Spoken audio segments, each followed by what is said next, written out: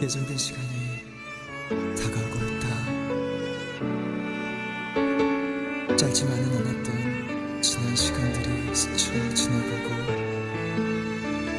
돌아보면 내 안에 있는 사랑을 남김없이 모두 토해내었다. 세상에서의 삶의 여정은 아직은 끝이 아님을 알고 있다. 하지만 두렵다. 이제 때가 되어 떠나는 부질없는 이 모습이 더 안타까워. 내 눈물이 피가 되어도 나 아니면 아무도 갈 수 없기에 이 잔을 내가 마셔야 하나. 할 수만 있다면 제발 내게서 옮겨주어. 하지만 나의 원함이 아닌 당신 뜻이기에 내가 따를 테요. 당신 뜻이기에 내가 따를 테요.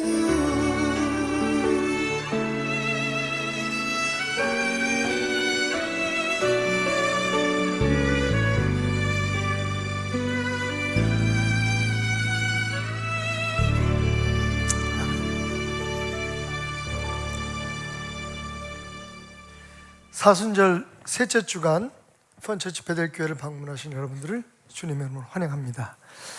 어떤 할머님이 은행에 가셔서 돈을 좀 인출하려고 하는데 거기 앉아있는 그 텔러 아가씨가 할머니에게 물어봤습니다. 비밀번호가 어떻게 되세요? 할머니가 귓가에 대고 비둘기. 아니 할머니, 비밀번호요. 번호 4자릿수요. 비둘기.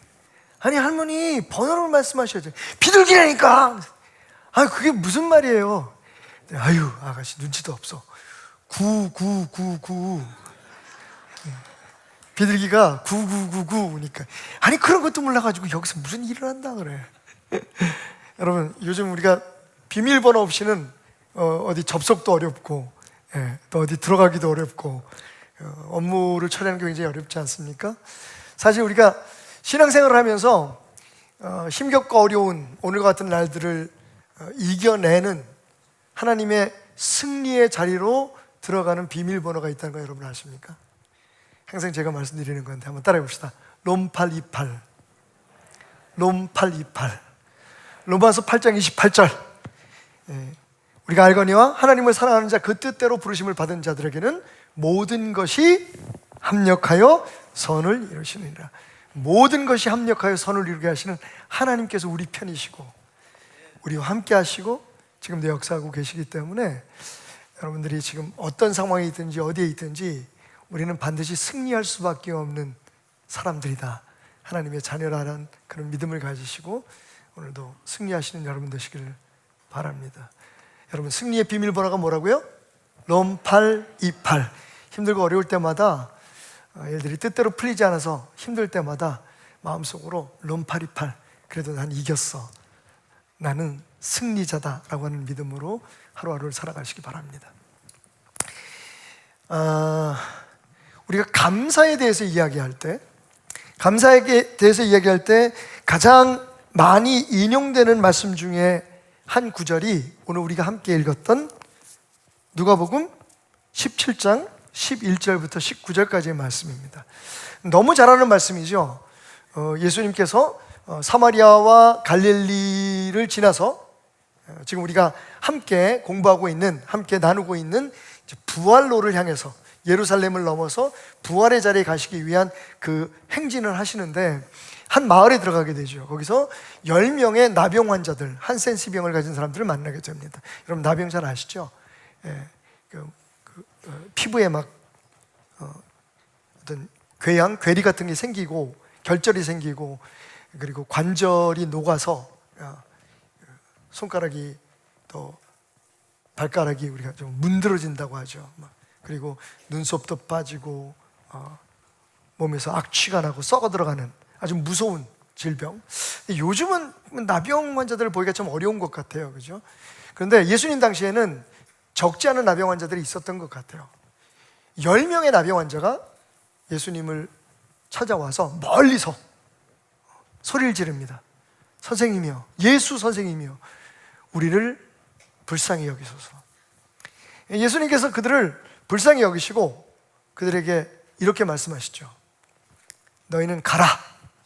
가서 너희 몸을 제사장들에게 보여라. 손도 안 대시고 뭐 특별한 것을 요청하지 않으시고 예수님이 그냥 말씀만 하시는 거예요. 제사장들한테 가서 모세의 법에 따라서 너희들이 깨끗해졌다는 것을 확인해라. 제사장들이 고쳐준다는 얘기가 아니고요. 가서 너희가 고침을 받았다는 것을 율법에 따라 증명을 받고 그리고 너희들 가정으로 돌아가고 일상생활로 돌아가서 살아가라. 예수님께서 그렇게 말씀을 하십니다. 그래서 10명의 이 나병 환자들이 예수님 말씀을 듣고 가죠. 참 믿음이 좋은 것 같아요. 사실 제가 그들 중에 하나였으면 이랬을 것 같아요. 아니 그래도 예수님 뭐 안수라도 한번 해주시죠.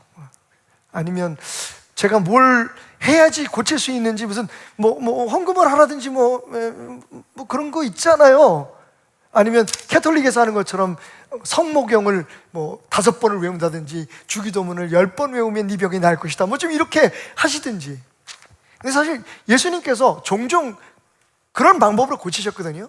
뭘 요구하신 게 아니라 손을 얹어서 안수하시고 고치시고 때로는 뭐 눈이 보이지 않는 시각장애인 같은 경우에는 실로암에 가서 눈을 씻으라고도 말씀하시고 여러 가지 방법으로 고치셨는데 이번에는 그냥 말로만 하시는 거예요. 가라! 가서 그냥 제사장들에게 너희들이 깨끗하여졌다는 것을 보이고 그리고 일상생활로 돌아가라. 10명이 예수님의 그 말씀을 그대로 믿고 오늘 말씀을 보면 가다가 치유함을 받았습니다. 할렐루야. 가다가 치유함을 받았어요. 얼마나 놀랬겠어요. 근데 이제 그 다음이 이제 중요하죠. 근데 그렇게 치유를 받은 10명 중에 9명은 계속해서 아마 제사장들에게 갔을 거예요. 그리고 자신들의 깨끗해진 것을 예수님의 능력에 의해서 치유함 받은 것을 제사장들에게 보여주고, 근데 그 다음에는 어떻게 되는지 성경은 이야기하고 있지 않지만 아마 말씀으로 보면 돌아오진 않은 것 같아요. 그런데 그들 중에 한 사람, 사마리아 사람이 예수님께 돌아옵니다. 가던 길을 돌이켜서. 그리고 하나님께 영광을 돌리며 예수님 앞에 엎드려 경배하며 감사를 표했다라고 하는 이야기입니다. 그래서 이 말씀을 가지고 우리가 예수님의 그 은혜와 예수님의 능력, 그 축복을 경험하고도 감사하지 않았던 그 9병 같이 배은망덕한 믿음 갖지 말고, 이방인이었지만 예수님께 돌아와서 예수님께 감사했던 그 한 명의 사마리아 같은 그런 믿음의 사람들이 되자. 주로 그래서 그 설교자들이 감사절이나 또는 맥주 감사절 이런 때 많이 설교의 소재로 삼고 감사하는 사람이 되라라고 하는 주제로 설교할 때 많이 인용하곤 하는 말씀입니다. 자, 근데 사실은 이 말씀은 감사에 대한 교훈이다라고 하는 확정 편향적인 그런 관점에서 이 말씀을 보면 절대로 볼 수 없는 숨겨진 은혜가 있습니다. 저는 솔직히 말해서 이 말씀은 감사보다도 더 중요한 메시지가 담겨 있다고 봐요. 그걸 오늘 예수님과 함께 걸어가는 예루살렘 그 부활의 길에서 여러분과 함께 잠시 생각해 보면서 은혜를 나누고자 합니다. 자, 먼저 말씀을 볼까요?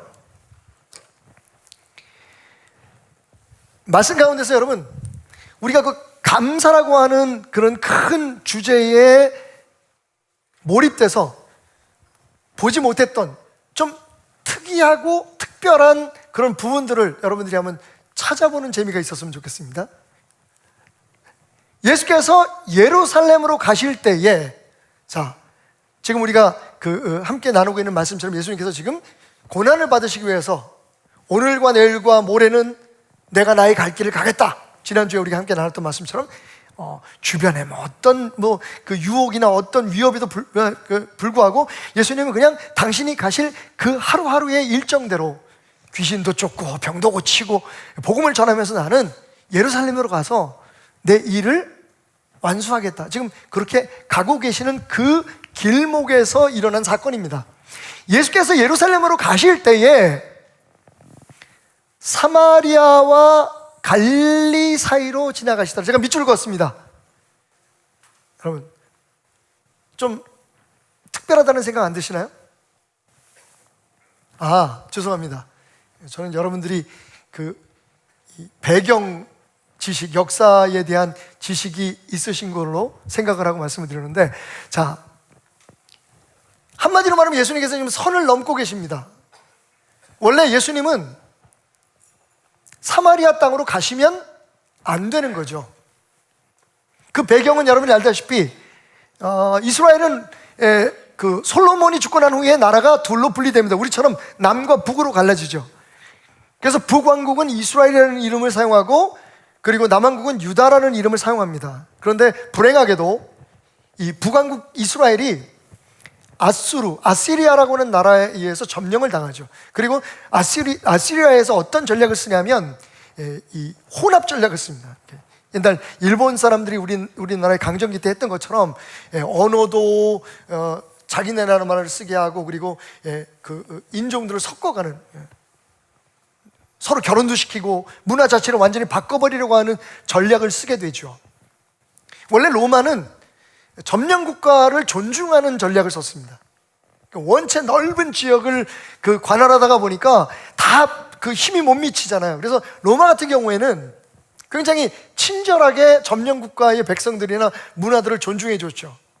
예수님에 관한 이야기들을 읽을 때 우리가 예수님 당시에 이스라엘의 역사를 보면 그때 로마가 점령하고 있던 시기잖아요. 그때 이스라엘의 종교, 유대교도 인정해주면서 그들의 문화를 그대로 존중해주는 로마의 전략을 볼 수가 있는데, 아수르는 그렇지 않았습니다. 아수르는 완전히 북왕국 이스라엘 사람들과 아시리아 사람들을 혼합시키는 전략을 쓴 거죠.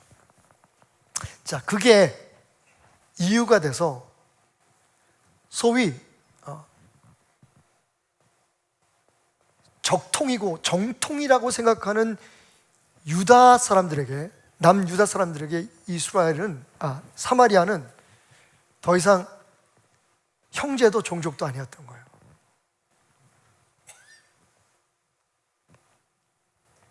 하나님께서 모세 율법 가운데 금한 것 중에 하나가 있는데 그게 뭐냐면 이방인들과 결혼하지 말라는 거예요. 사실은 결혼 자체가 문제가 아니라 그들의 문화와 섞이면서 그들이 믿는 신, 우상을 섬기고 그들이 가지고 있는 잘못된 사상들이 밀려올 것을 걱정하게 돼요. 역사 속에서 그건 하나님이 왜 그렇게 명령하셨는지가 증명이 됐죠. 그래서 하나님께서 그것을 강조하시기 위해서 심지어는 뭐라고 말씀하시냐면 밭에 씨를 뿌릴 때 여러 곡식을 한꺼번에 섞어서 뿌리지 말라 그래요. 그러니까 그 정도로 하나님께서 금지하셨던 것 중에 하나가 뭐냐면 하나님을 믿지 않는 다른 문화를 가진 사람들과 섞이지 말라는 거였거든요. 하나님이 인간을 너무 잘 아시니까 괜찮아, 나만 거기 그 속에서도 바로 믿으면 되지. 근데 그게 안 되는 게 인간이잖아요. 여하튼 사마리아는 이스라엘은 자신들의 선택에 의한 것이 아니라 강압적인 방법으로 아수르와 섞이게 됩니다. 유다 민족은, 유다 사람들은 그것을 인정할 수가 없었죠. 그래서 심지어는 극단적으로 아마 이 표현 하나로 모든 게 다 설명될 것 같아요. 이런 말이 있었어요. 유다의 거지는 사마리아 사람의 동량을 받지 않는다. 극단적이죠. 거지라고 하면 누군가 동량을 하고 누군가 먹을 걸 줘야지 먹고 사는 사람이잖아요. 근데도 그럼에도 불구하고 내가 굶어 죽을지언정 사마리아 사람이 죽는 동량은 받지 않겠다. 그게 그 당시의 유다 사람들의 생각이었습니다. 그래서 사실은 여러분 지도를 보면 갈릴리에서 예루살렘으로, 예루살렘이 여기 있죠. 갈릴리에서 예루살렘으로 가려면 사마리아를 거치지 않을 수가 없습니다. 그런데도 불구하고 지금 말씀드렸던 그런 종교적이고 사회 역사적인 그런 배경에 의해서 갈릴리에 있는 유다 사람들이 이 유대로 예루살렘으로 가려면 사실은 40km 정도를 더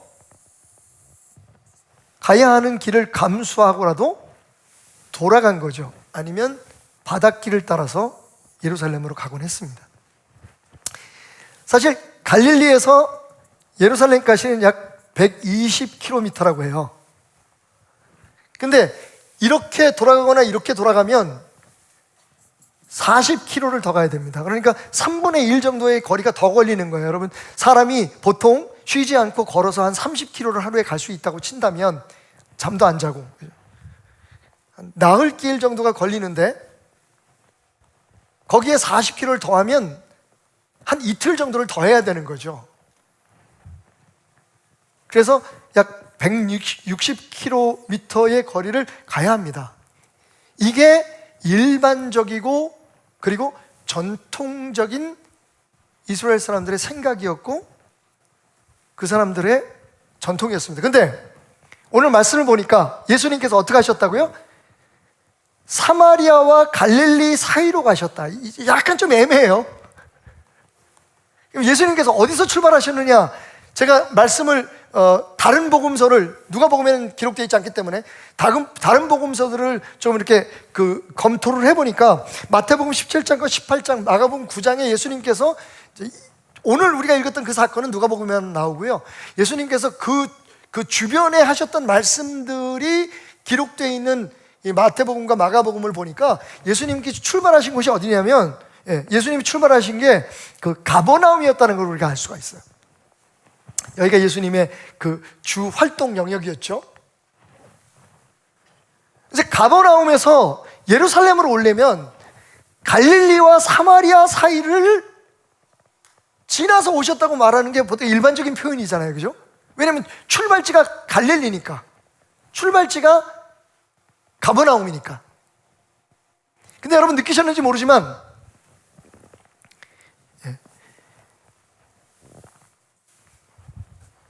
여기 누가는 뭐라고 얘기를 하냐면 사마리아와 갈릴리 사이라고 이야기하고 있어요. 그러니까 어떤 이유이든지 지금 예수님께서 갈릴리에서 바로 예루살렘으로 향하신 게 아니라 이미 사마리아의 어떤 지역에 와 계셨다는 것을 알 수가 있죠. 선을 넘은 겁니다. 한번 따라 합시다. 선 넘으신 예수님. 우리 여기서 선을 넘었다는 뜻은 여러분 아시죠? 일반적이고 우리가 통상적인 그런 어떤 그 규범 혹은 어떤 규제, 어떤 그 규율들을 무시했다는 거죠. 우리 옆 사람에게 인사합시다. 선 넘지 마. 무슨 얘기인지 아시죠? 그죠? 그러면 안 돼. 그렇게 하지 마.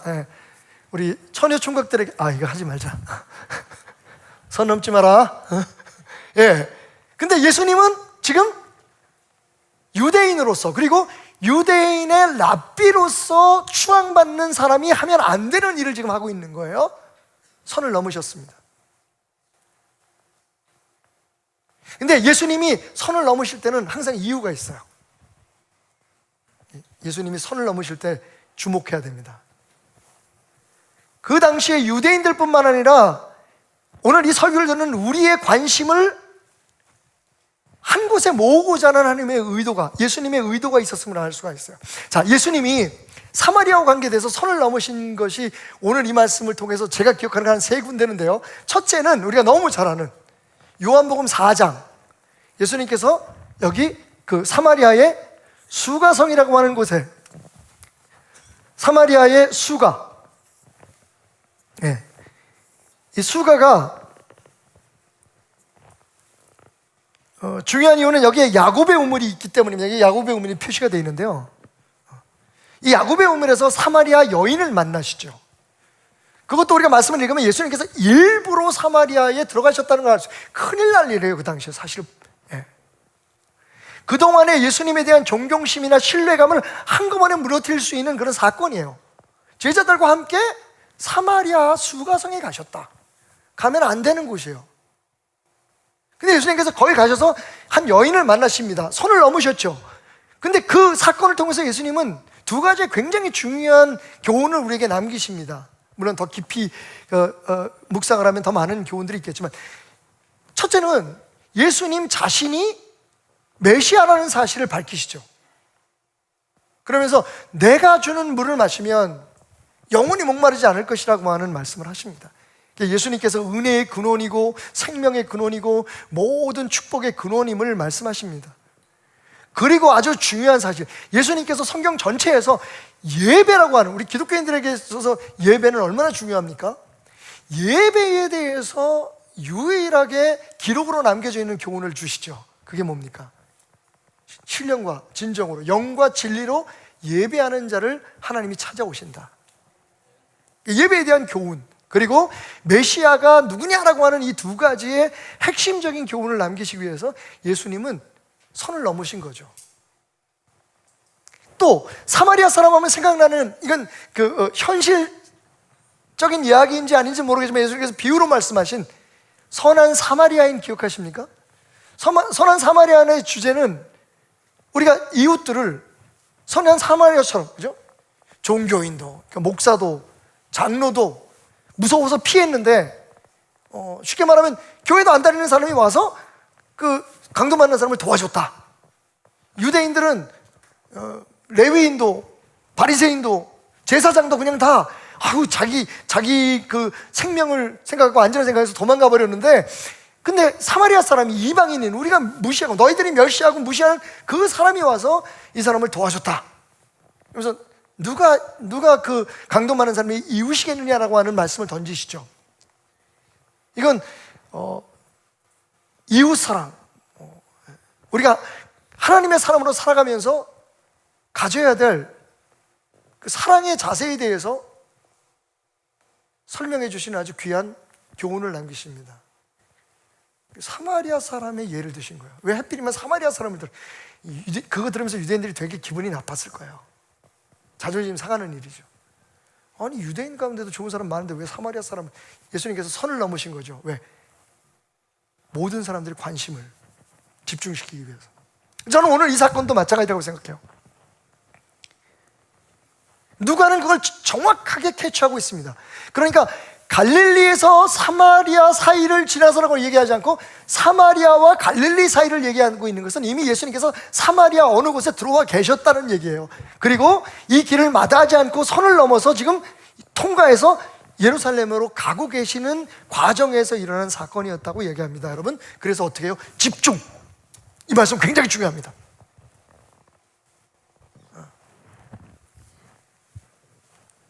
자, 그렇다면 우리가 이렇게 예수님과 함께 선을 넘어서 집중해서 깨닫게 되는 진리는 뭘까요? 물론 이 말씀에서 감사하는 사람이 됩시다. 은혜를 받았으면 주님 앞에 감사해야지 라고 하는 교훈을 얻을 수 있습니다. 그런데 말씀드렸듯이 그러기에는 또 이상한 것들이 좀 많아요. 자, 한번 한 걸음 더 다가가 보십시다. 그래서 한 마을에 들어가셨습니다. 근데 거기 여러분 나병 환자 10명이 있었어요. 나병 환자 10명이었습니다. 이 사람들이 예수를 만나서 멀리 서서 소리를 높여 이르되 예수 선생님이 우리를 불쌍히 여기소서라고 얘기합니다. 자, 그 당시에 나병은 하나님 앞에 저주받은 병이라고 여겨졌어요. 그러니까 뭔가 죄를 졌거나 아니면 부모 때에 무슨 죄가 있거나 이래서 그 결과로 이 사람은 하나님 앞에 버림받고 나병이 걸렸다. 나병이라는 병 자체가 인간의 힘으로는 해결할 수 없는 것이었기 때문에 그렇습니다. 그래서 레위기에 보면 꽤 긴 그 2장, 13장, 14장, 레위기 13장, 14장에 걸쳐서 이 나병에 대해서 어떻게 예방을 하고 나병이 걸렸을 때는 어떻게 하고 그것을 깨끗함을 받았을 경우에 거의 어렵지만 치유되는 병이 아니에요. 근데 혹시 치유함을 받았다면 여러분 생각해 보세요. 나병이 하나님의 저주 때문에 걸렸으면 그걸 치유함 받았다는 건 하나님의 그 저주가 거쳤다는 얘기잖아요. 그러면 그 사람은 의사나 뭐 어디 그 약국을 가는 게 아니라 어디를 가야 되냐면 제사장을 찾아갔어요. 그러니까 다분히 이 나병이라는 병은 종교적인 신앙적인 원인이 있었다고 생각했던 거죠. 그래서 제사장에 가면 제사장이 우슬초 그 잎사귀에다가 양의 피를 찍어서 그걸로 정결의식을 행했습니다. 그리고 그렇게 해서 깨끗하다고 인정을 받은 병 다 나았어 라고 기적적으로 그렇게 그 진단을 받은 그 환자는 하나님 앞에 속건제와 속죄제를 드려서 모든 그 정결의식을 마치고 이제 일상생활로 돌아가는 거죠. 이건 정말 기적적인 일이었던 거죠. 근데 그 전에는 어떻게 했느냐? 철저하게 격리가 됩니다. 저주받은 사람이기 때문에도 그렇지만 사실은 뭐 실제적인 이유도 있어요. 왜냐하면 나병이 컨테미네이트 옆 사람에게 이게 전염이 될 수 있는 그런 질병이기 때문에 그렇죠. 그렇게 전염이 되면 해결이 안 되는 병이에요. 그리고 또 하나는 머리를 빡빡 깎고, 나병이 걸렸다고 확인된 사람은 머리를 빡빡 깎고 옷을 찢었어요. 이거는 사실은 죄인들이 하나님 앞에서 하는 행동입니다. 그러니까 스스로가 죄인이라는 것을 인정하는 행동을 했어야 되는 거죠. 그리고 또 하나, 오늘 여기 우리가 보는 것처럼 그 사람들은 정상적이나 일반적인 사람 곁에 가지 못하고 먼 곳에서 서서 소리를 질러야만 했습니다. 그러니까 사람들이 없을 때는 소리 지를 필요가 없지만 이제 사람들이 저기 지나가면 나는 거기 가까이 갈 수 없어. 나한테 가까이 오지 말라는 뜻으로 나는 죄인이요 저주받은 사람이라는 의미로 나는 부정한 자입니다, 부정합니다라고 하는 말을 그 사람들이 지나갈 때까지 온몸을 숨기고 외쳤어야만 돼요. 여기 오지 말라고. 나는 죄인이니까 당신에게도 그 죄가 전가될 수 있다라고 하는 그런 경고성 발언을 한 거죠. 상상을 해보십시오. 그런데 여러분 재밌는 건 오늘 이야기의 클라이막스에 가면 예수님이 이런 말씀하시죠. 나음을 입은 자가 10명이 아니냐? 그런데 그 중에 오직 이방인 한 사람, 그러니까 사마리아 사람 한 사람만 돌아와서 내게 감사를 표했구나라고 말씀을 하십니다. 이게 또 신비로워요. 왜? 말씀드렸죠. 유대인은 거지라도 사마리아 사람들의 동량을 거절해요. 근데 지금 10명은 어떻게 구성되어 있습니까? 정확하게는 모르겠는데 예수님 말씀으로 보면 한 사람은 사마리아 사람이고 나머지 9명은 유대인이었던 것 같아요. 중요한 건 숫자가 아니라 사마리아 사람들과 유대인들이 함께 있었다는 거예요. 있을 수 없는 일이에요. 시청각 교육 바로 들어갑니다.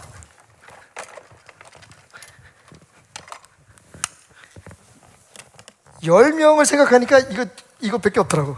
그래서 제가 일부러 이렇게 좀 구분해서 하나하나 하려면 시간이 너무 걸려서 지금 10명의 나병 환자들, 문둥병자들이 지금 함께 있는데 이게 선을 넘은 거예요. 일상적이지 않은 일입니다. 왜?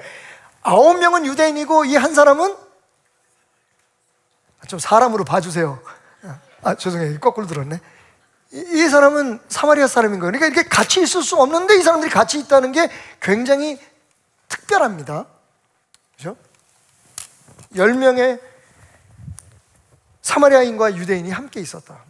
자, 여기서 우리가 발견해야 될, 깨달아야 될 첫 번째 진리가 공개됩니다. 한번 따라 합시다. 철저한 절망이 우리를 복음으로 인도한다. 철저한 절망이 사실은 복음입니다. 이 사람들이 나병이 안 걸렸으면 이렇게 함께 있을 수 있었을까요? 없었을까요? 왜 그렇습니까? 너는 사마리아 사람, 나는 유대인이라고 하는 그 이름과 그 선이, 전통이 당신과 나를 갈라놓고 있잖아요. 그죠? 근데 막상 나병에 걸리고 나면 그건 아무 의미가 없어요. 목사고 장로고 집사고 아무 소용이 없어요. 우리가 철저하게 하나님 앞에 버림받고 저주받은 사람이라는 의식이 있는 순간, 내 힘으로는 아무것도 할 수 없다고 생각할 때, 여러분, 그게 왜 중요합니까? 그냥 사는 게 중요한 거지. 그러니까 사실 여기에 첫 번째 교훈이 있어요. 복음은요, 철저하게 하나님 앞에 절망하는 겁니다. 우리가 망각하고 있는 게 있어요. 예수님께서 십자가 위에서 이렇게 말씀하십니다. 엘리 엘리 나마 사박다니, 나의 하나님 나의 하나님 어찌하여 나를 버리시나이. 여러분, 예수님이 버려지셨어요. 바로 하나님 앞에 당신의 영혼을 맡기기 전에 하신 외침이에요. 왜 나를 버리십니까? 여러분, 진짜 버림받은 게 누구예요? 우리예요. 우리가 그렇게 고백하잖아요. 예수님께서 우리의 죄를 대신해서 우리 대신 저주를, 나무에 달린 자마다 저주를 받은 자라고. 유대인들이 예수님을 손가락질하면서 그러잖아요.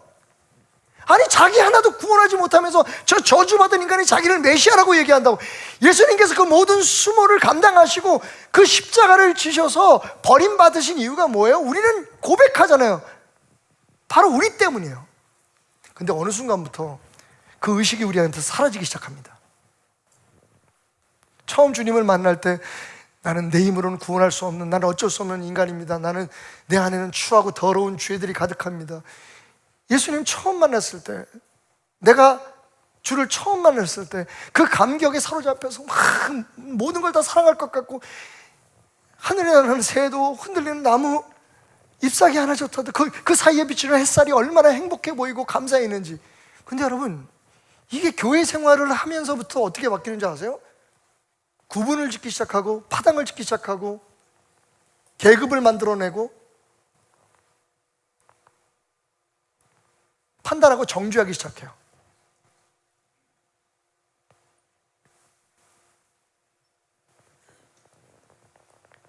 사실 하나님의 나라는 이 모든 것이 무너지는 나라예요. 그죠? 하나님 안에서 우리는 다 똑같아요. 믿으시면 아멘 하시기 바랍니다. 조심 안 하셔도 돼요. 아멘 한다고 해서 제가 기분 나빠하지 않을 거예요. 여러분, 제가 여기서 내려가서 여러분과 함께 예배하면 저는 예배자로서 여러분과 동일해요. 저도 예수 아니면 살 수 없는 죄인이에요. 제 힘으로는 제 자신을 구원할 수 없는, 제 아내와 제 사랑하는 자녀들과 제 손주들에게 사실 저는 어떤 구원도, 뭐 먹을 거를 제공해 주거나 사랑을 표현할 수 있는 여러 가지 방법들은 있겠지만, 여러분, 저는 그 누구도 구원할 수 있는 능력이 있는 사람이 아니에요. 왜냐하면 우린 다 하나님 앞에 철저하게 버림받은 죄인들이었기 때문에. 근데 여기서부터 시작해야 돼요. 그래야 친구가 되는 거예요. 그래야 우리가 만들어 놓은 어떤 교율이나 규칙이나 전통에 의해서 사마리아 유대 사람들처럼 나는 너보다 좀 나은 사람이야, 이런 얘기를 안 하는 거예요. 어디 감히 목사가 얘기하는데 성도가 까불고 있어, 이런 얘기를 못 하는 거예요. 여러분, 전문성에 있어서나 사활을 살아가는 데 있어서 물론 우리가 지혜롭게 판단하고 구분지어야 될 부분이 있어요. 근데 여러분, 신앙을 얘기하면서 도대체 우리가 만들어 놓은 이 철벽과 같은 담은 뭘까요? 언제부터?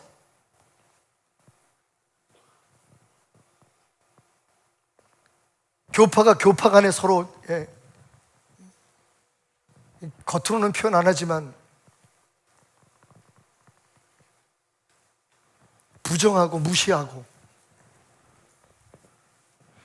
같은 교회 안에서도 불필요한 경쟁과 싸움이 일어나는 이유가 뭘까요? 나는 나보다 나아. 나는 적어도 이렇게 오래 교회를 다녀서 이런 직분을 받은 사람이, 나는 신학교 졸업하고 나는 목사가 됐으니까. 여러분, 우리가 그런 생각을 가지면 유대인과 사마리아처럼 절대로 한 자리에 있을 수 없어요. 왠지 모르게 그 사람을 자꾸만 비난을 하고 정죄를 하면 나는 그 사람보다 훨씬 나은 사람으로 느껴질 수밖에 없잖아요. 그게 우리 인간의 본성이에요. 근데 십자가는 우리에게 뭘 증명해 줍니까? 우리는 다 똑같다는 얘기예요. 하나님 앞에서 예수 아니면, 그분의 은혜가 아니면 우리는 다 버림받고 다 저주받은 사람들이라는 거예요.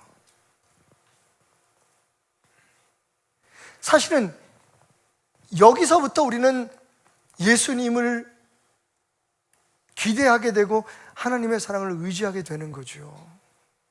우리가 뭘 할 수 있고 우리가 뭐가 되었다고 생각하는 순간 우리는 예수님 당시 유대인들과 별 다르지 않는 종교인의 삶을 살아가고 말 거예요.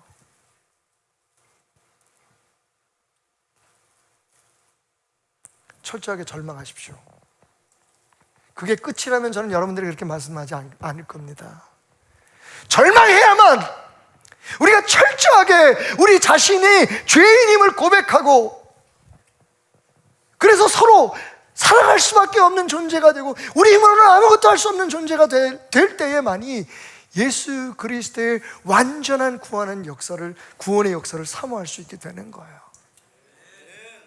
그렇지 않으면요, 지금 흔히 우리가 이 시대의 기독교 안에서 발견하는 것처럼 예수 믿는 건 우리가 지금 잘하고 거기에 조금 더 예수님의 능력을 혹은 예수님의 말씀을 살아내는 것을 더하는 것에 불과하게 돼요. 여러분, 복음은 철저한 절망에서부터 시작합니다. 나는 할 수 없습니다. 나는 안 됩니다. 그러면 친구가 될 수 있는 거예요.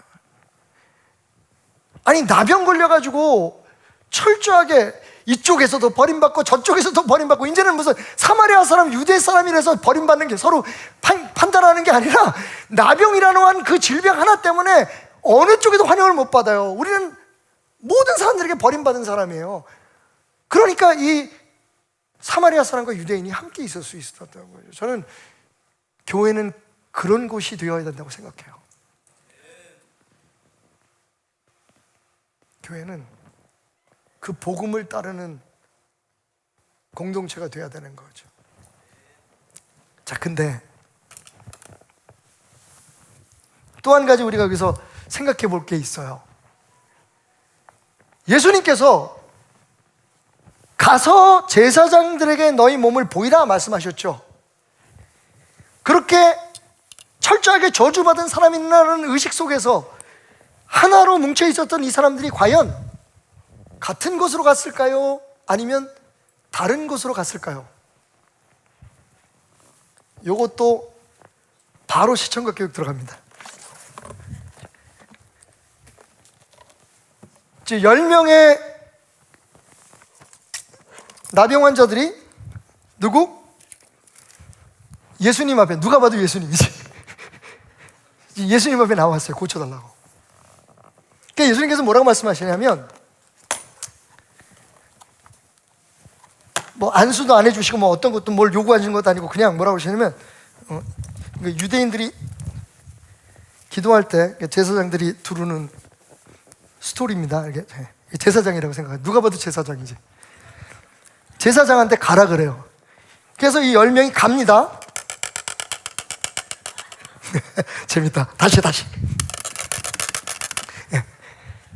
진짜 이게 끝까지 이렇게 같이 갔을까요? 아닙니다. 왜? 여러분 기억하세요? 요한복음 4장에서 여인이 수가성의 여인이 예수님께 이런 질문을 던지죠. 우리는 이 산에서 예배하는데 당신들은 예루살렘에서 예배한다고 하니 어느 게 맞습니까? 그 얘기는 뭐예요? 전통적으로 유대인들이 예배하는 곳, 그리고 그 예배를 인도하는 제사장들과 사마리아 사람들이 예배하는 곳, 그 사마리아 사람의 예배를 인도하는 제사장들이 달랐다는 거죠. 그러니까 이 말씀 속에서 우리가 한 가지 봐야 될 건 이렇게 갑시다. 잠깐. 제사장이 두 부류의 제사장이 있었던 거예요. 여기는 유대교 제사장, 여기는 사마리아 제사장. 어디 봐도 사마리아 제사장 맞죠? 여기가 그리심산이라고 생각하시면 돼요. 여기는 예루살렘이에요. 그러니까 지도를 보면 여기 어디선가, 그죠? 갈릴리와 사마리아 사이 어디쯤에서 만났다고 치십시다. 예수님을 만나서. 그러니까 사실은 예루살렘으로 가려면 이 10사람이 같은 길을 어느 정도는 갔을지도 모르겠어요. 근데 분명한 건 여기서 길이 갈라집니다. 그리심산은 이쯤에 있어요. 그러니까 수가 근처에 있습니다. 그리고 예루살렘은 지금 여기가 있어요. 예수님은 제사장들에게 가서 보여라. 이 사마리아인 한 사람은 예루살렘으로 갈 수 없는 사람이에요. 그러니까 여기서 일로 갈라졌겠죠. 9사람은 예루살렘을 갔겠죠. 그러니까 사실은 우리가 감사라는 주제에 닻을 내리고 보니까 이런 세미한 모습들이 안 보이는데, 한 명은 자신들의 제사장에게, 사마리아 사람들은 여로보암이 제사를 갈라놓았잖아요. 자기 백성들이 예루살렘에 가서 예배 드리는 게 싫었어. 그래가지고 금송아지 만들어 놓고 하나님이라고, 여호와라고 이름을 붙여가지고 거기서 예배를 드리려고 하면서부터 사실은 사마리아의 종교와 예루살렘 종교는 갈라지게 된 겁니다. 그러니까 이 한 사람은 일로 가는 방향으로 길을 틀었을 거고요. 어느 정도 같이 가다가 나머지 사람들은 9명은 예루살렘을 향했겠죠. 그런데 여기서 이제 오늘 말씀을 보면 이 사람이 가다가 돌이켜서 예수님께로 옵니다. 한 사람이, 그죠? 그럼 나머지 사람은 그냥 지나쳐 가죠. 그러니까 예루살렘에 가서 제사장들을 만나고 모든 그 일을 하고 난 다음에 아마 말씀으로 보면 예수님께 돌아오지 않고 그냥 자신들의 일상으로 돌아갔던 것 같아요. 여러분, 여기서 오늘 말씀의 가장 핵심적인 교훈이죠. 예수님께서 하신 말씀을 우리가 주목해 볼 필요가 있습니다. 그중 한 사람이 자기가 낳은 것을 보고 큰 소리로 하나님께 영광을 돌리며 돌아왔다. 나머지 9사람은 어떻게 했습니까? 빨리 낳은 걸 똑같이 받겠죠. 왜냐하면 예수님께서 뭐라고 말씀하셨냐면 10사람이 다 깨끗함을 받지 아니하냐. 예수님은 그 사람들과 함께 동행하지 않았어도 알고 계신 거죠. 10사람이 다 치유함을 받았어. 근데 9사람은 그냥 제사장에게 가고 한 사람은 예수님께 돌아와서 예수님 앞에 엎어졌단 말이에요. 예수님 그 얘기를 하시는 거예요.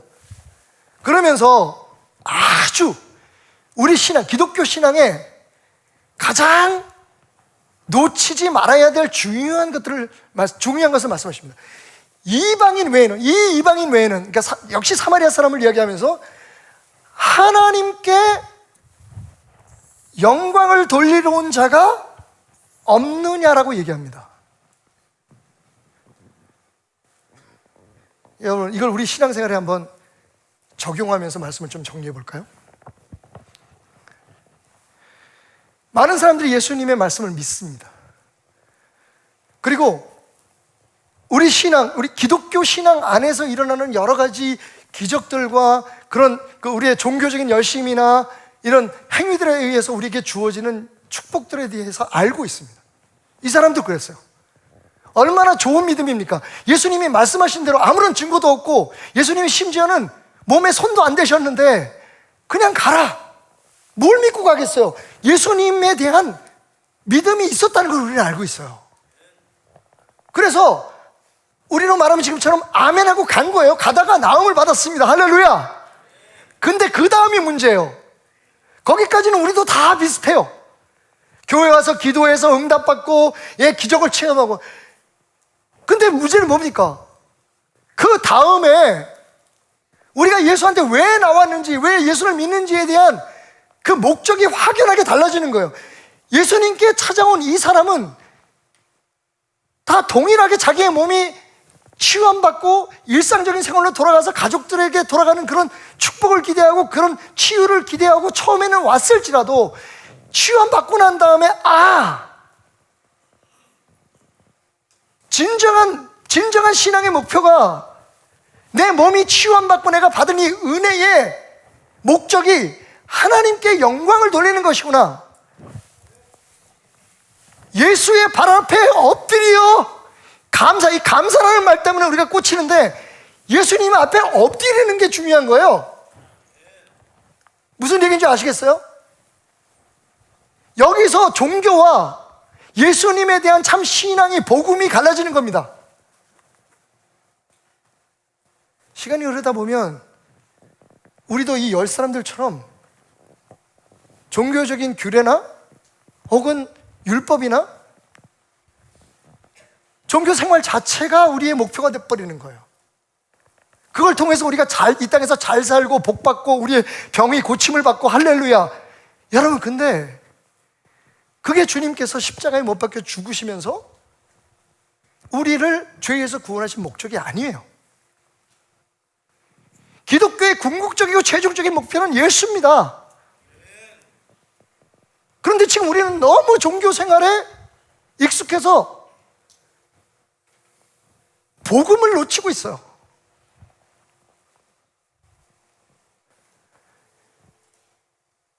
당연히 우리가 기독교 신앙이라고 하는 교회 생활이라고 하는 이 규범 안에서 기도하고 말씀 보고 또 하나님 앞에 우리가 구하고 원하는 것들을 간구하는 그런 말씀에 따라서 우리의 믿음에 따라서 하나님 앞에 나가서 기도하고 응답받는 게 맞습니다. 근데 중요한 건 그 다음이에요. 그렇게 해서 우리가 응답받고 우리의 몸이 치유받고 우리가 축복받고 그 다음에 여러분 이 사람들처럼 그것이 종교적인 열심, 종교적인 행위로 끝을 맺을 것인가? 이건 철저하게 자기 본위적인 거잖아요. 나를 위해서 하는 거잖아요, 지금 이게. 근데 이 사람처럼 가던 길을 멈춰서 이 사람은요, 여러분 중요한 건 이 사람은 예수님을 축복의 근원으로 인정한 거야. 한번 물어봅시다. 제사장이 병을 고쳤습니까? 예수님이 병을 고쳤습니까? 근데 왜 이 사람들은 예수님한테 안 오고 제사장들한테 갑니까? 그 사람들이 종교적인 권한을 가지고 있고 그 사람들이 종교적인 파워를 가지고 있기 때문에 그 사람들한테 인정을 받아야만 일상적인 생활을 할 수 있고 좋은 신앙인이라고 인정받을 수 있기 때문이죠.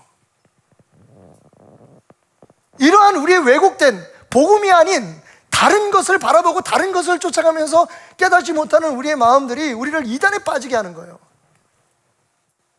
어떤 사람을 우상화하고 JMS가 그런 데서 나오는 거예요. 예수를 바라봐야 되는데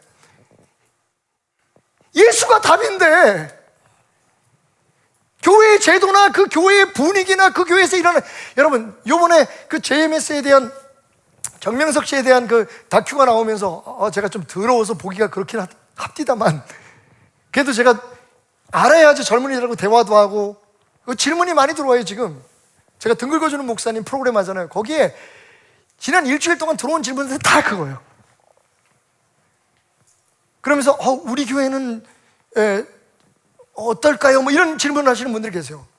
그래서 제가 주의 깊게 보면서 한 가지 재미있는 걸 발견하게 되는데 거기에 소속돼 있다가 나오신 어떤 분이 이런 얘기를 해요. 왜 수많은 이단들이 있는데 사람들이 정명석이한테 그렇게 수모를 당하고 치욕적인 일을 당하면서도 거기에 가게 되느냐. 그것도 여러분 보세요. 다 서울대, 고대, 연대 막 그죠? 초창기에 애천교회 기억하시잖아요, 그죠? 서울대 사당동 근처에 낙성대에 있던 그 교회. 그게 원래 원류였거든요. 그래서 그때의 그 JMS라고 하는 그 가짜 메시아를 쫓아갔던 사람들이 지금 검사도 되고 무슨 어디 국회의원도 되고 이래가지고 지금 다 구석구석에 박혀 있어서 이 사람이 지은 죄를 다 덮어주고 있는 거잖아요 지금. 근데 이제 하여튼 잘 터졌어. 내가 보니까 신천지도 그렇고 이것도 그렇고 우리의 힘으로는 도저히 해결할 수가 없으니까 하나님께서 빵빵빵빵 치시는 것 같아. 이번에 아주 뿌리가 뽑혔으면 좋겠어. 실체를 좀 알았어. 근데 또 심지어는요, 그렇게 성폭행을 당하고 이런 사람들이 뭐라고 얘기하는지 아세요? 그런데 내가 여기서 빠져나가려고 하다가 무슨 생각을 하냐면, 혹시 이 사람이 진짜 메시아면 어떨까? 인간이 그렇게 약해요. 그래서 거기서 못 빠져나온다는 거야. 근데 그 사람이 뭐라고 얘기하냐면, 왜 다른 종교, 다른 이단보다 이 JMS를 사람들이 많이 선택하냐, 그것도 젊은이들이, 대학생들이. 이유는 그 어떤 이단보다도 기적이 제일 많이 나타나기 때문이라는 거예요. 요새 문제되고 있는 이재룡 목사도 마찬가지예요. 특별히 우리처럼 오순절 신앙을 갖고 옛날부터 은혜의 그런 경험이 있는 사람들 입장에서는 여러분, 더 큰 은혜를 사모하고 사도 바울 선생님의 말씀처럼 우리가 더 그 하나님의 은혜 가운데 살려고, 그리고 은사도 사모해야 되지만 절대로 여러분 놓치지 말아야 될 건, 그게 우리의 신앙의 목표가 돼서는 안 된다는 거예요.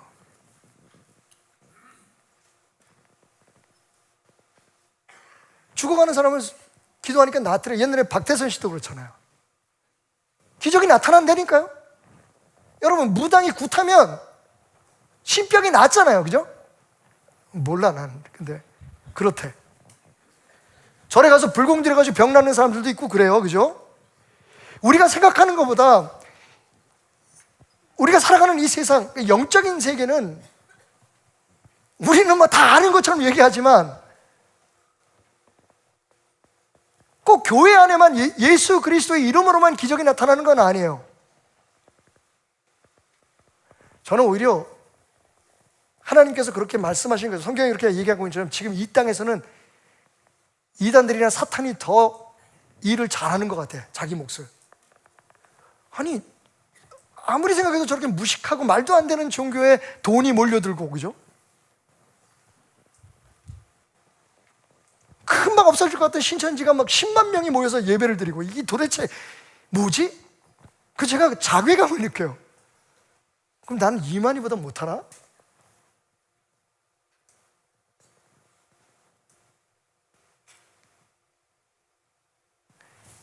이 사람들은 그냥 병이 낫는 게 자기 목적이었던 것 같아요. 그리고 자신들이 가지고 있던 그 종교에 다시 회귀하는 게, 그 율법과 그 법을 따르는 게 이 사람들에게는 가장 안전하고 편안한 일이었던 거죠.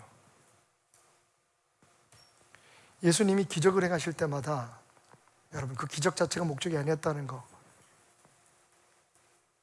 우린 다 알고 있어요. 그래서 그걸 이적이라고 불러요. 거기에는 다 의미가 있어요. 뜻이 뭡니까? 예수님이 하나님이시라는 거, 하나님의 아들이고 메시아라는 걸 세상에게 보여주게. 물고기 2마리 보리떡 5. 근데 지금 우리는 물고기 2마리 보리떡 5개 가지고 5,000명 먹이는 기적에 매여 있어요. 거기를, 그 선을 넘어가지를 못해요. 베드로를 보세요, 여러분. 요한을 보세요. 그렇게 많은 물고기를 잡은 기적이 임했을 때 그 사람들이 어떻게 했습니까? 배를 버리고 그 잡힌 물고기를 다 버리고 예수님을 쫓았잖아요. 할렐루야.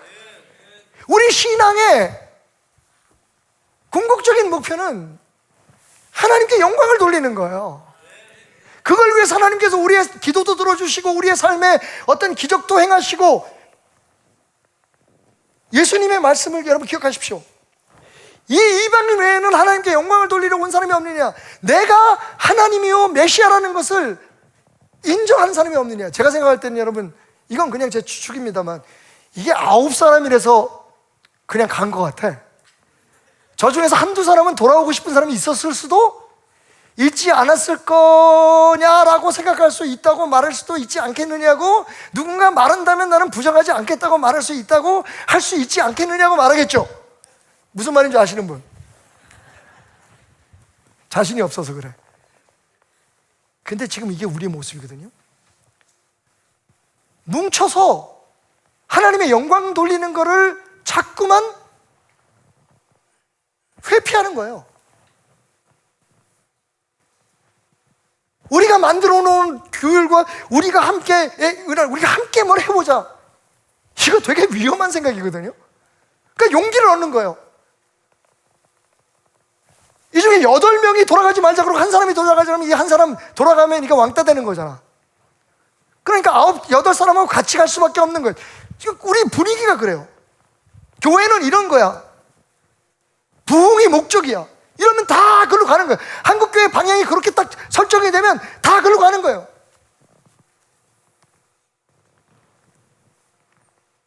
성령 받고 기적이 일어나고 할렐루야 아멘.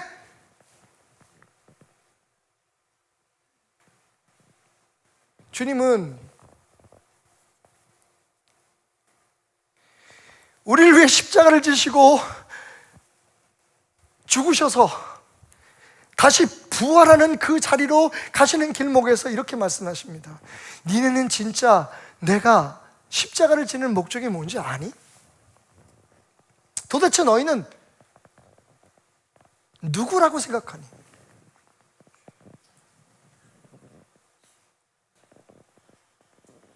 제가 이런 말을 하면 얼마나 신뢰가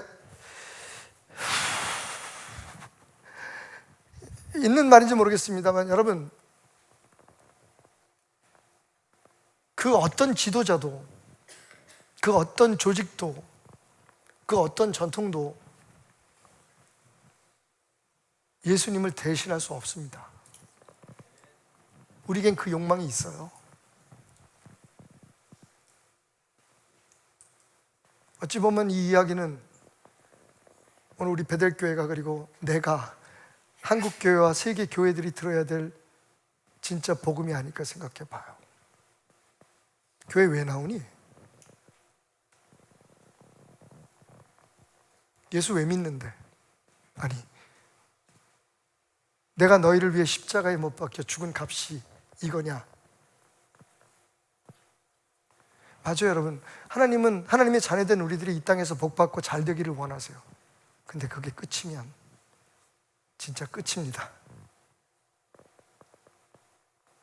그래서 그렇게 우리를 구원해 주시고 우리를 위해 피 흘리시기까지 사랑해 주시고 우리의 삶에 복 주시고 우리의 기도를 들어주시는 그 하나님의 영광을 위해서 우리가 돌아가야 할 때, 그리고 그 예수의 이름 앞에 당신은 우리의 삶의 주인이시며 살아계신 하나님이십니다, 살아계신 하나님의 아들입니다라는 고백으로 엎어질 때 이 사마리아 사람처럼, 그러니까 당연히 알 것 같은 사람들은 모르고 전혀 모를 것 같은 사람은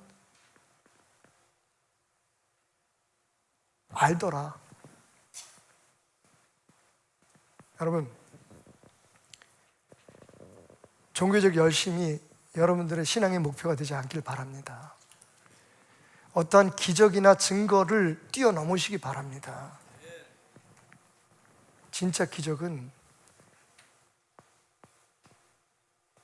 나 같은 사람이 하나님의 자녀가 됐다는 거예요. 우리가 누구를 폄하하고 평가하겠습니까? 그냥 힘들고 어려울 때, 뭐 항상 그럴 수는 없지만 인간이니까 정말 미운 사람이 생길 때, 정말 죽이고 싶은 사람이 생길 때 한번 생각해 보세요. 정말 억울하고 답답한 일이 생길 때 생각해 보세요. 근데 나는 그런 대접을 받을 자격이 있는가? 우리가 그걸 자꾸만 잊어버리기 때문에 교회 안에서 분쟁이 일어나고 가족 가운데 문제가 생기고 우리가 우리 사실을 잃어버리는 거예요. 예수가 우리의 궁극적인 목표가 되고 예수가 우리의 신앙의 전부가 되면 여러분, 거기서 용서할 수 있는 힘이 생기는 거예요. 용서는 여러분 우리 머리로 할 수 있는 게 아니더라고요. 우리가 노력해서 되는 게 아니더라고요. 예수님의 비유처럼 우리는 나에게 아픔을 주고 우리에게 상처를 주고 우리에게 잘못하는 사람보다 더 큰 죄를 탕감받은 사람이라는 철저한 절망에서부터 시작하는 주님에 대한 믿음으로 일어설 때 거기서 용서도 나오고 거기서 진짜 겸손도 생기고,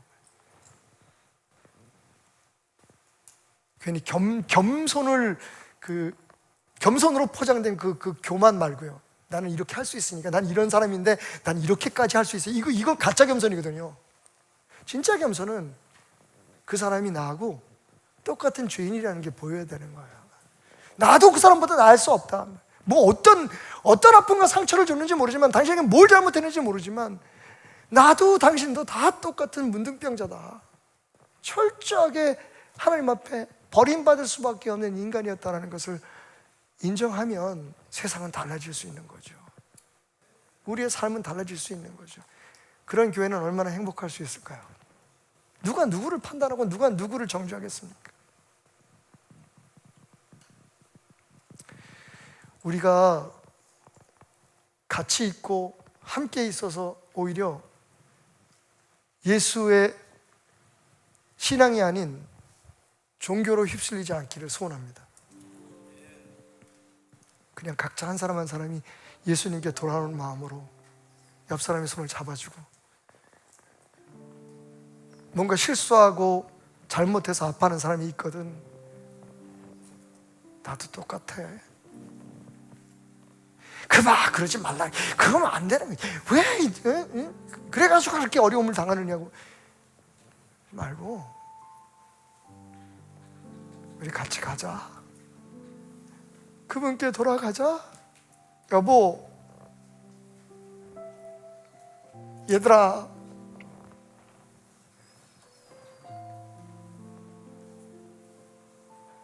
예수가 희망이잖아. 예수님 아니면 못하잖아. 나 그런 사람이거든. 난 당신도 그렇게 생각하거든. 그러니까 우리 그냥 손잡고 예수님께 돌아가자.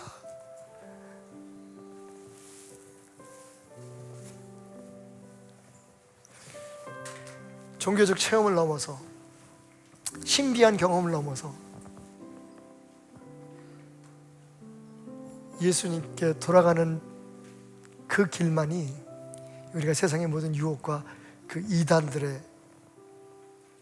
사탄의 모든 계교에서 승리할 수 있는 비결입니다. 베들교회 안에서는 담임 목사를 비롯한 그 어떤 사람도 주님을 대신하지 않기를 바랍니다.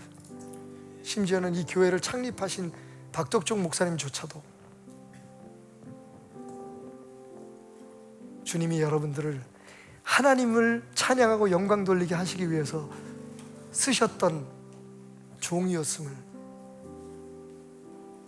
그 누구도 그렇게 주장하지 아니하고, 그 누구도 그렇게 대접받지 않으려고 하고, 우리 모두가 다 하나님께 영광을 돌리기 위해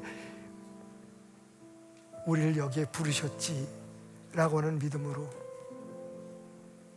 우리의 상처받은 손, 우리의 찢어진 가슴을 맞대고 살아갈 수 있었으면 좋겠습니다. 예수님 다음으로 2000년 기독교 역사 속에 가장 큰 영향력을 미쳤던 사도 바울이요, 되게 말도 조심하시고 멋지신 분이잖아요. 근데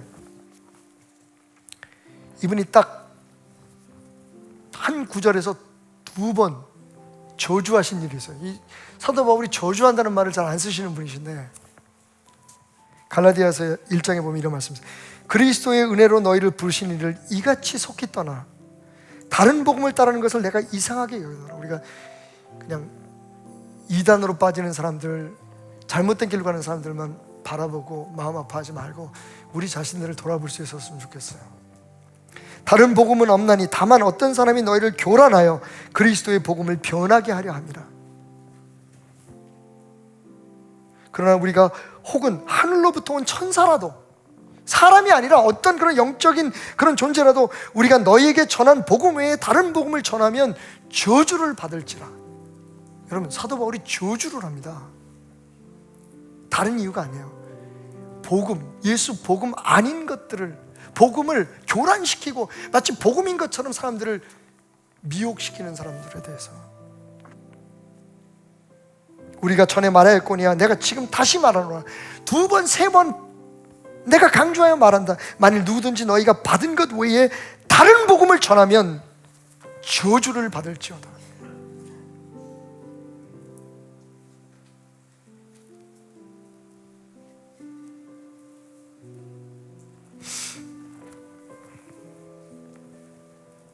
종교가 아닌 예수님을 따르는 여러분들이 되시기 바랍니다. 그걸 위해서 종교도 필요한 거고, 그걸 위해서 신앙적인 행위들이 필요한 것을 오늘 다시 한번 주님과 걸어가는 이 부활로에서 새삼 깨닫고 주님 앞에 엎드리는 저와 여러분이 되시길 바랍니다. 여러분, 예수가 답입니다. 내가 처음 주를 만났을 때 외롭고도 쓸쓸한 모습, 말없이 홀로 걸어가신 길은 영광을 다 버린 나그네. 그땐 생각했죠. 정녕 그 분이 내 형제 구원했나. 나의 영혼도 구원하려나. 의심 많은 도마처럼 울었네. 내가 주를 처음 만났나. 내가 다시 주님을 만났을 때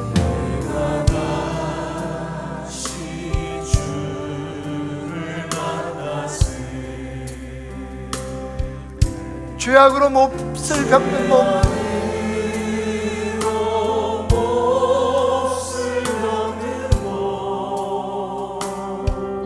조용히 내 손잡아 이끄시며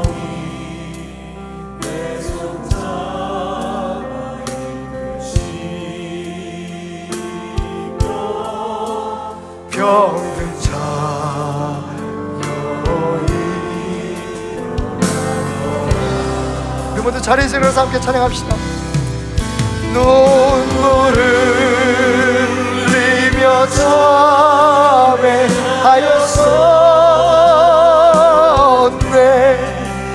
나의 믿음이 뜨거웠었네.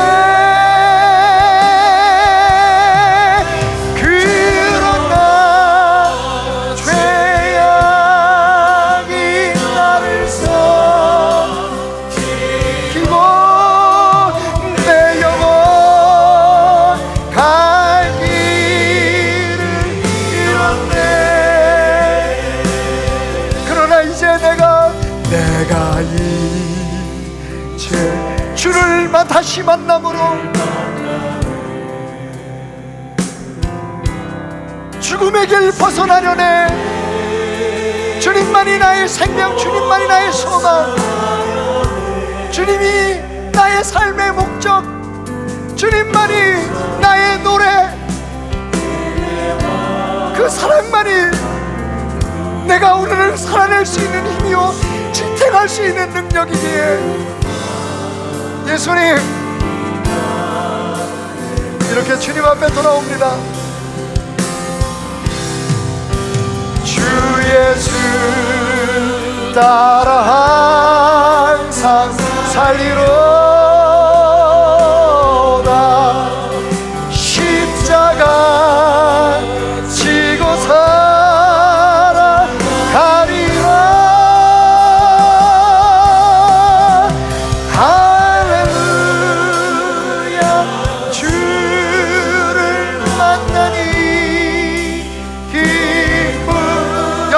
찬송을 돌리리.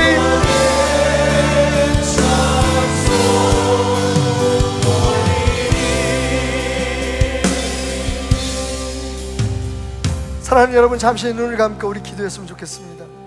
맞습니다.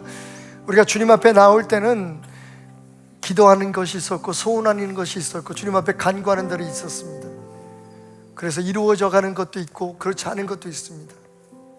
하지만 정작 주님이 우리를 기다리신 이유는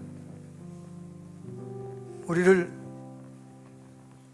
그 죄에서 건지시고 하나님의 자녀로 살아가며 우리가 창조된 목적대로 하나님 앞에 할렐루야 영광을 돌리는 사람이 되게 하시기 위하셨음을 기억하시기 바랍니다.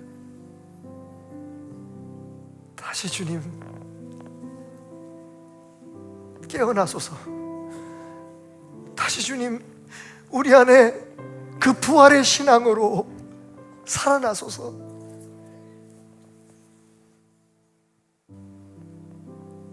그렇게 찾아왔지만, 세상 보고 찾아왔지만 주님만 보고 나갈 수 있도록 도우소서.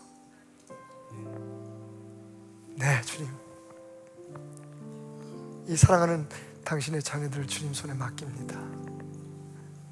한 걸음 한 걸음 주님 인도하여 주옵소서. 세상이 많이 춥고 힘들고 위험합니다. 특별히 우리 어린 것들, 아버지 어떻게 살아갈지. 하지만 롬파리팔의 하나님을 의지합니다. 주님이 죽기까지 사랑하신다면 뭐가 걱정이겠습니까? 믿습니다. 오늘 주님 앞에 드려진 모든 예물과 우리의 삶과 눈물과 기도를 받아주시고 주여 축복하소서. 주님께만 영광을, 하나님께만 찬송을 올려드리며 예수 그리스도의 은혜와 하나님의 변치 않는 사랑과 성령님의 역사하심이 영원히 함께 하시기를 축원하노라. 아멘.